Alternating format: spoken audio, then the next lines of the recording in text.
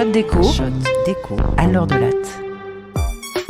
Dans ce nouvel épisode de Un shot d'écho, je voudrais vous parler d'un papier de Thomas Piketty que j'avais chroniqué dans Libé en 2018. Il me semble pertinent aujourd'hui pour comprendre le paysage politique français à la veille des élections, pour identifier le positionnement des différents candidats et l'évolution de l'offre politique.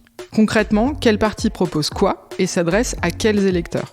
C'est un papier qu'il a ensuite repris dans son ouvrage Capital et idéologie, dans la partie où il repense les dimensions du conflit politique. Il examine les systèmes de partis et leur évolution avec des données électorales françaises, américaines et anglaises de 1948 à nos jours. Il a rassemblé toutes les élections présidentielles et législatives et il examine le profil sociologique des votants.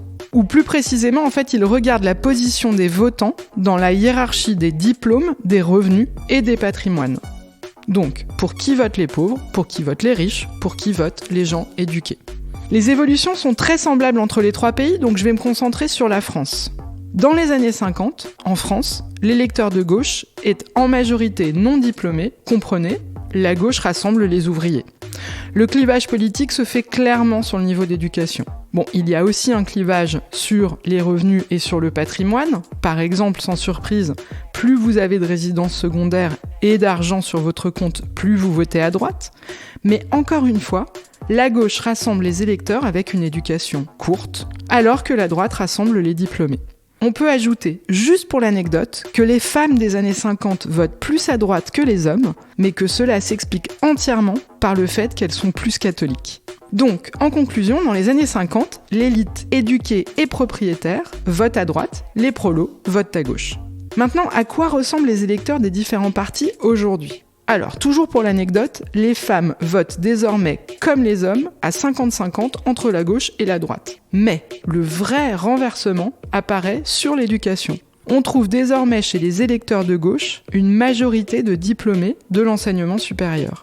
L'électeur de gauche est un peu plus riche que dans les années 50, certes, mais il est surtout beaucoup plus diplômé.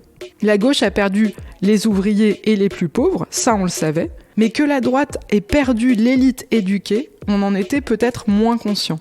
Les chiffres rassemblés par Piketty font clairement apparaître l'émergence d'un système politique multi-élite, où chaque coalition de droite ou de gauche en alternance au pouvoir n'a fait que représenter les intérêts d'une certaine élite. Autrement dit, le gratin s'est détaché des nouilles, comme avait dit Jean-Louis Borloo, un jour de très grande forme.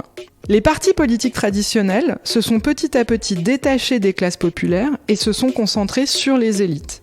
L'élite intellectuelle pour les partis de gauche et l'élite des affaires pour les partis de droite. Thomas Piketty poursuit ainsi son travail de fond. Étant donné l'accroissement des inégalités depuis les années 80, dans la plupart des régions du monde, il se demande pourquoi est-ce qu'on n'observe pas une demande politique forte pour réduire ces inégalités ? Pourquoi ne voit-on pas ressurgir un système politique de classe basé sur les revenus ? Le bon vieux système riche contre pauvre. Eh bien, sa réponse à lui, c'est parce que progressivement, les coalitions au gouvernement se sont partagées l'élite intellectuelle d'une part, l'élite des affaires de l'autre.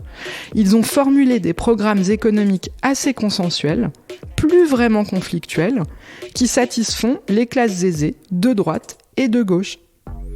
Un budget à l'équilibre, des réformes structurelles pour être compétitifs, des baisses d'impôts pour garder les plus aisés face à la concurrence fiscale, etc., etc. Plus de partis traditionnels pour représenter les ouvriers et plus généralement les électeurs moins éduqués, qui sont finalement les premières victimes de la montée des inégalités depuis 40 ans.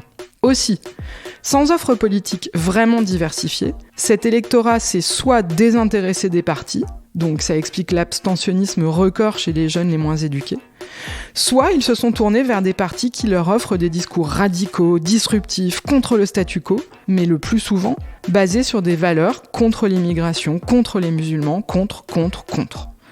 Et là, on retombe sur toute l'analyse des politistes expliquant la montée des partis populistes. Donc pour résumer, les partis traditionnels de droite et de gauche se sont concentrés sur deux types d'élites intellectuelles et des affaires. Deux conséquences probables à ça, un désintérêt pour les partis par des citoyens qui ne se sentent plus représentés et une adhésion à des programmes radicaux basés beaucoup plus sur le rejet de l'autre. Alors comment on s'en sort ? Comment on fait revenir l'électorat qui s'est lassé ? en proposant des programmes politiques qui remettent en cause le statu quo, en proposant une radicalité, mais ni de façade, ni sur des valeurs nauséabondes. Il nous reste 6 mois.